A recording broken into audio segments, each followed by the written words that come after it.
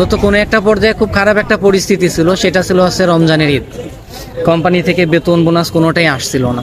পরে ফ্যামিলির সাথে আলাপ করলাম কিছু একটা করা লাগে। তা পরবর্তীতে মাত্র 5,000 টাকা চালান নিয়ে নামছিলাম।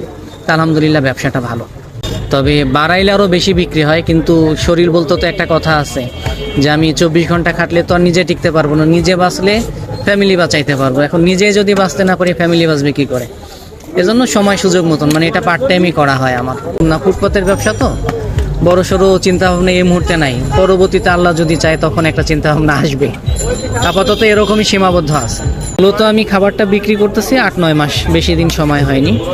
তারপরেও খাবারের মান কীরকম নিজেরটা তো নিজে ভালো বলবোই, এটা তো স্বাভাবিক। কিন্তু তারপরেও যারা খায় তাদের কাছ থেকে আপনি রিভিউ নিতে পারেন। মানে আমি আর আমার খাবারের প্রশংসা করব না। এখানে অনেক লোক আছে, আপনি তাদের কাছে জিজ্ঞাসা করে দেখতে পারেন যে আমার খাবারের মানটা কেমন। আগে আপনি দেখেছি অনেকক্ষণ ধরে খাচ্ছেন, এটা কেমন লাগছে আপনার কাছে?